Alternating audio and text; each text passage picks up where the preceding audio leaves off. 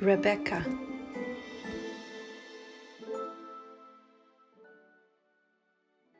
Once there was an old man whose wife had died when she was young, and he had to bring the 3 daughters up on his own. The eldest daughter was called Mary, the middle one was Rosie, and the name of the youngest was Rebecca. When Rebecca was 17, the old man also died and the 3 girls became orphans. Well, what could the 3 poor orphans do to make a living? One day the youngest girl had an idea. Sisters, we are old enough now and we can work hard. Let's go and harvest something. We could earn enough to keep us through the winter. Mary and Rosie agreed. They each took a sickle and set off to look for something to harvest. They walked and walked until they came to a field of wheat. The wheat was already ripe and Mary said, "Let's stop here and harvest it." "Leave it," said Rebecca. "This field is too small for us. Let's find a bigger one." The 3 girls walked on. Many days later, they finally found a field that was so big they couldn't even see where it ended. "This is perfect," smiled Rebecca. "If we work here, the wages we earn will last until next spring." "Isn't it too big?" asked Rosie. "Let's see," replied Rebecca. "We are hard-working girls, we'll manage it somehow." And with that, they entered the field. Rebecca went to work straight away, but the first time she cut some wheat, there was a deafening ringing sound. Sitting in his house, the 7-headed dragon who owned the field heard the sound clearly, and he thought back to what his mother had once told him. "Beware of a girl called Rebecca, my son. She will be your downfall." "I bet that is Rebecca now," growled the dragon, and he left the house and hurried to the field. When he saw the girls, he was furious. "I knew it was you, Rebecca. Who gave you permission to harvest my wheat?" "Nobody," replied Rebecca, "but it's ripe. If it isn't harvested now, it will go bad." "All right," grumbled the dragon. "I'll let you harvest it, but only if you can finish the whole field by the evening. If you don't, there you'll be in trouble." "We'll do it somehow," said Rebecca. "Very well," said the dragon. "Then let me bring you some breakfast." As soon as he was gone, Rebecca turned to her sisters. "He's planning something. Whatever he brings, don't eat anything but bread. The rest might be poisoned." Very soon the dragon returned with the breakfast, and he saw that half of the wheat had already been cut and tied up. "You are doing well," he said to the girls, "but it's time you had a break." The sisters sat down, but when he saw that they were only eating the bread, the dragon tried to tempt them. "Look at this delicious meat and wine. You must eat and drink to keep your strength up." "Thank you," said Rebecca, "but today we're fasting and we can eat nothing but bread." At noon, the dragon came again. This time he had brought some lunch, but just as before, the girls didn't touch anything except the bread. Even though the dragon tried very hard to persuade them to eat more, all they said was, "Thank you, but this is enough." "Very well, but don't forget the field must be finished before dark," said the dragon. By the time the sun went down, the girls were done with the harvest, and they went to the dragon's house to collect their wages. "All right, I'll pay you," he said, "but where will you sleep tonight? Have dinner and stay here. You can continue your journey in the morning." "Fine," answered Rebecca. "Come on, sisters," and they all went inside. When the dragon brought them their dinner for the 3rd time that day, all they ate was bread. Then they said they wanted to go to bed because they were very tired. "You'll be sleeping together with my daughters," said the dragon, and he led them to a big room with 6 beds. In 3 of the beds, the dragon's daughters were already fast asleep. The 3 sisters got into their beds and Mary and Rosie soon fell asleep. Rebecca, however, stayed wide awake. She knew the dragon was planning something again. Just then, the dragon tiptoed into the room. First, he went over to his daughter's bed and put her red cloths on top of each blanket. Then he crept up to the girls' beds, and on their blankets he laid white cloths. Rebecca knew that the dragon was leaving a sign. When it was midnight and the room was pitch black, he would still be able to see the white cloths and know which beds she and her sisters were sleeping in. As soon as he had left, Rebecca got up and switched the cloths around. Now the 3 white ones were on the beds of the dragon's daughters, and the 3 red ones were on the girls' beds. Then she woke up her sisters and whispered, "Get up! We've got to get out of here. The dragon is planning something again." Mary and Rosie were still half asleep, but they left the dragon's house as quickly as they could. The 3 sisters walked all night, and just as it was starting to get light, they arrived at a big river. When they saw a tiny cottage at the water's edge, Rebecca went and knocked the door. The next moment, an old ferryman popped his head out. "What do you want?" "Take us over the river," begged Rebecca. "But please be quick. The 7-headed dragon is coming and he wants to kill us." "All right, jump in my boat," replied the ferryman. So the girls jumped in the boat, and the old man was soon rowing them to the other side. Back at the house, the dragon got up. He went into the big room, and although it was dark, he could still clearly see the white cloths on 3 of the beds. Sneaking up to the first one, he grabbed the sleeping girl from under the blanket and carried her to the kitchen. The previous evening, he had asked his wife to heat up the oven, and now he planned to throw the 3 sisters into the fire. Just as he opened the oven door, however, the girl he was holding under his arm woke up. "Father!" she cried. "What are you doing?" "Father?" growled the dragon. "Why do you call me that?" "Because I'm your daughter!" screamed the youngest dragon girl. Well, all this noise woke up the dragon's wife, and she ran into the kitchen. "What are you doing, you murderer? Do you want to burn your own daughter alive?" And with that, she started beating him with her rolling pin. "Oh no," the dragon shouted. "Rebecca has tricked me." He went back to the big room with a candle, but the 3 sisters were nowhere to be seen. He set off immediately and hurried to the river, but the ferryman's boat was already far from the shore. The dragon shook his fist angrily. "Hey, Rebecca!" he yelled. "You've outsmarted me, but it's all right. You just come to my house again and then I'll deal with you." "I'll be coming," replied Rebecca. "I'm not afraid of you, and you still owe us our wages for the harvest." By that time, the sisters were safely on the far side of the river, and although he was still furious, the dragon had no choice but to go back home. The girls thanked the ferryman for his help, said goodbye, and continued on their way. They walked and walked until they reached the city. After searching for a while, they found the royal palace, and they knocked on the gates. A guard came out and asked what they wanted. "We are poor girls, would like to serve the king," they said. The guard led the sisters into the throne room. "So you want to serve me?" asked the king. "Well, what can you do?" "We'll do anything you command, your majesty," replied Rebecca. So the king spoke to the queen about which girl should do what. The 2 elder sisters were sent to work in the kitchen, but because she was clever and skillful, Rebecca was given a job as a maid. Time passed, and all 3 girls worked hard, but Mary and Rosie soon became unhappy that, while they were peeling potatoes and washing dishes in the kitchen, their sister was cleaning the palace's beautiful rooms, watering the flowers, and spending nearly all of her time near the queen. They were jealous of Rebecca, and they wanted to hurt her, but they had no idea how they could do it. One day, the king held a ball for all of his servants.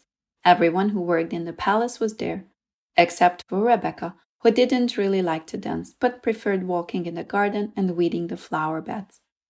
At the ball, the eldest sister Mary was chatting to one of the butlers. "Our little sister is such a grand lady that she never mixes with the other servants. She thinks she is better than us." "Why does she think that?" asked the butler. "Because," replied Mary, "she boasts that if she wanted to, she could bring the king the big glowing cabbage that grows in the garden of the 7-headed dragon." The next day, when the butler was serving the king his lunch, he mentioned what Mary had told him. After he had eaten, the king called Rebecca to see him.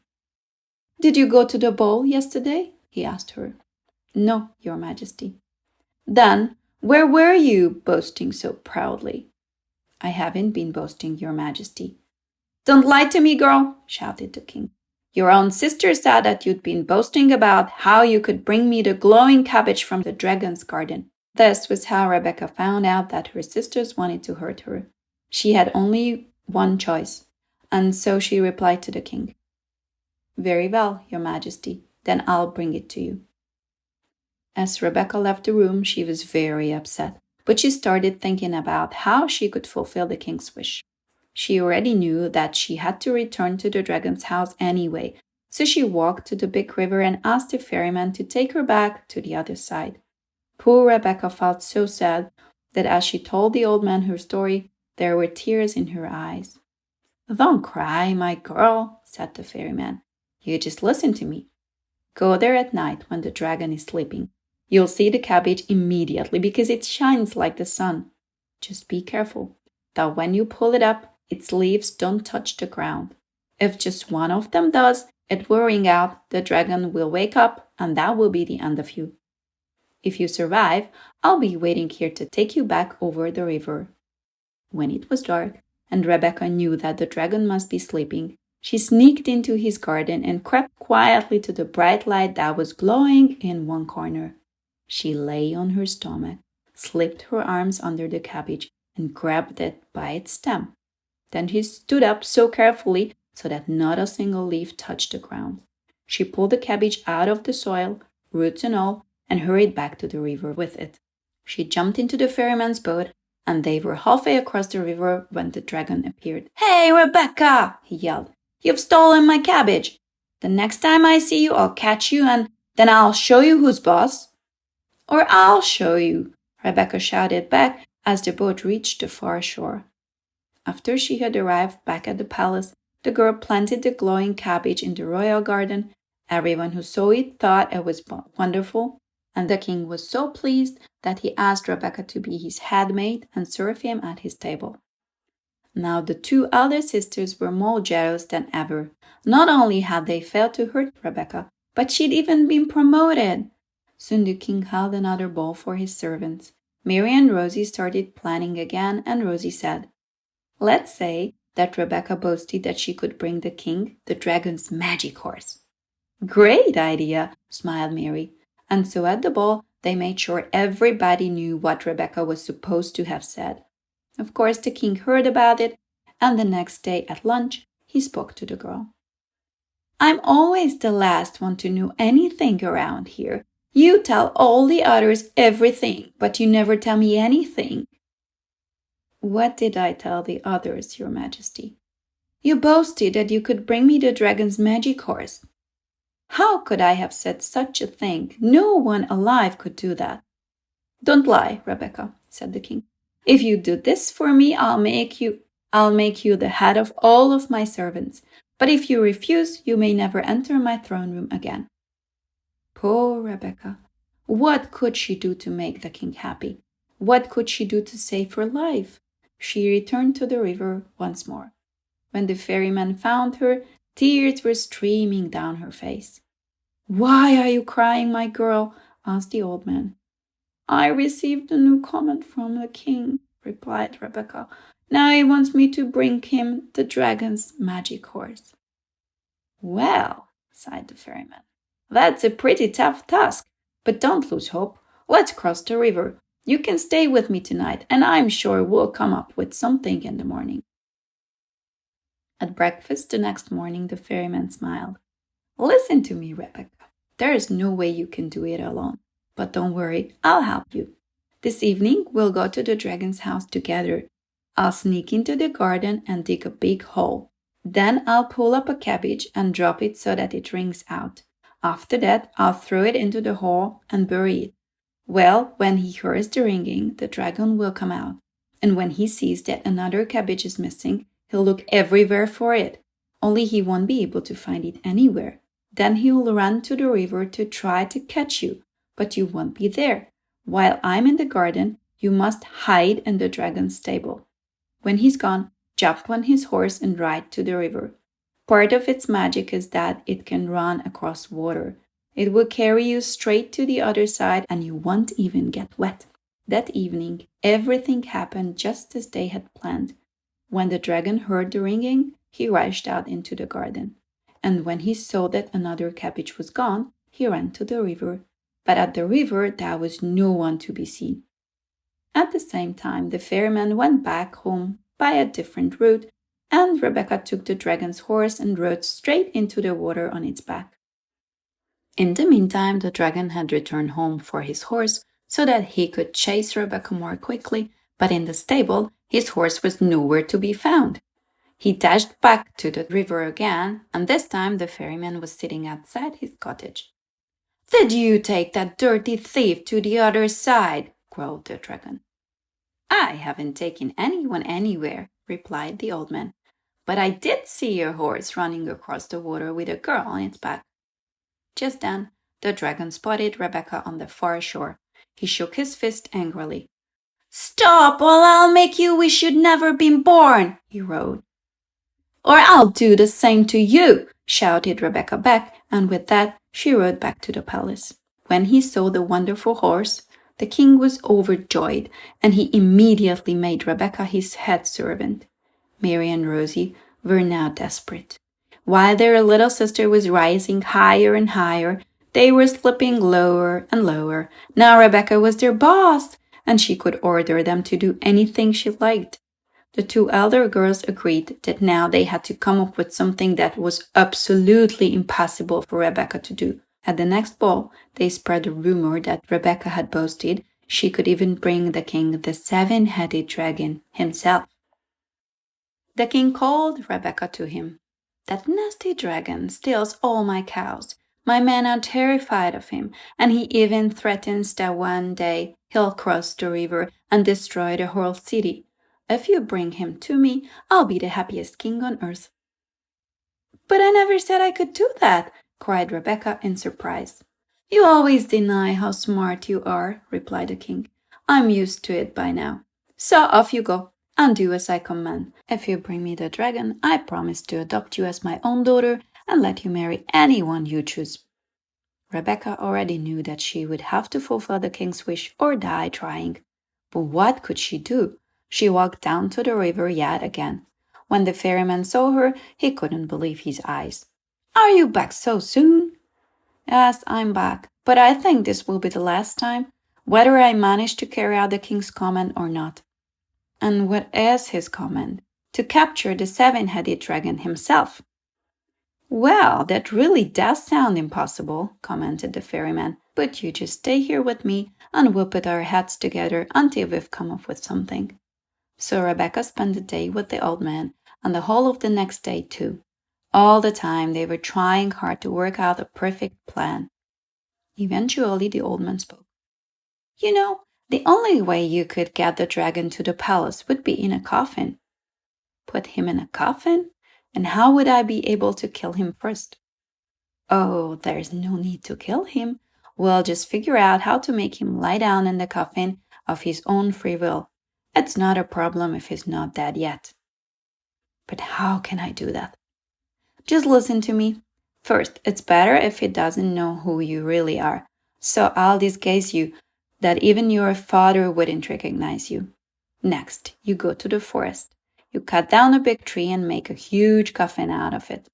Then you wait until the dragon passes by and asks what you are doing there. You tell him that Rebecca has died and the king has ordered you to make a coffin big enough for both the girl and her horse.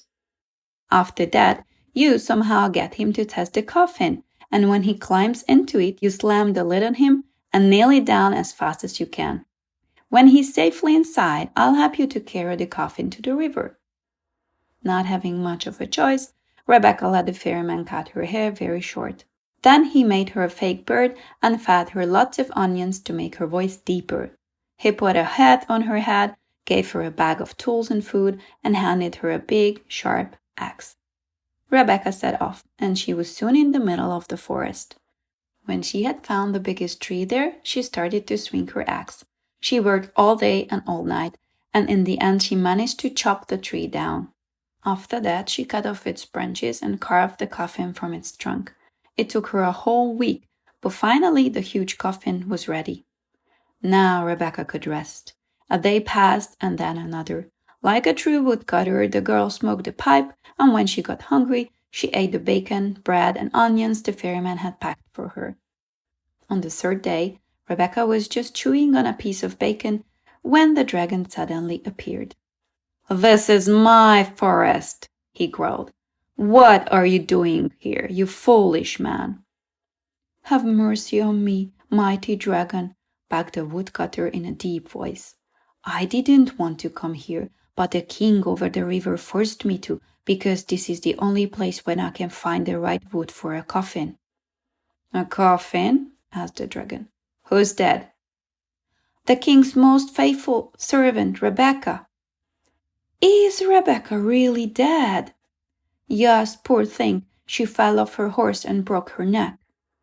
"That is wonderful," grinned the dragon, and he jumped for joy. "My greatest enemy is dead. Now I have nothing to fear in the whole world." "Yes, Rebecca is dead. Now the king has ordered a coffin big enough for both her and her horse." "And is it ready yet?" "Almost. Come and have a look. I just hope it will be big enough." By this time, they had arrived at the coffin, and the dragon took a good look at it. "Of course it's big enough. Even I could fit inside." "Oh, I don't think you could," replied the woodcutter respectfully. "It's far too small for a mighty dragon like you." "You don't believe me? Just let me show you." And with that, the dragon climbed into the coffin and lay down. This was the moment Rebecca had been waiting for. She grabbed the lid, slammed it on top of the coffin, and quickly nailed it down. Dragon roared and wriggled, but he was trapped. He promised everything to the woodcutter, all the trees in the forest, 100 sacks of gold, half of his kingdom, but he received no reply. Not long after that, the ferryman appeared with a donkey and a cart. They lifted the heavy coffin onto the cart, and with the donkey pulling and Rebecca and the old man pushing, they managed to get it to the river. Then they loaded the coffin onto the boat and rowed it over to the far shore. When they got there, Rebecca sent a message to the king. "Send me men and horses. I have brought you a very special gift." The king was so excited that he immediately jumped on his horse, and with a band of knights, he rode down to the river. The knights put the coffin on a long cart, which was pulled by 4 horses, and they all went straight to the palace. When they arrived, the dragon began shouting from inside the coffin. "Your Majesty, let me out. I can't breathe in here." "If I do set you free," said the king, "what will you give me in return?" "I'll give you everything I have," wailed the dragon, "and I promise that I'll go far, far away and never bother anyone again." "All right," said the king, "it's a deal." And then he turned to his knights. "Take him to the top of the highest mountain, but don't let him out until you get there."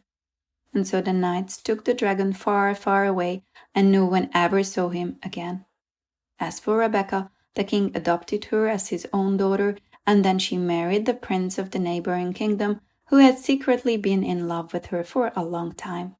Rebecca became a queen, and she took her 2 sisters to her new palace.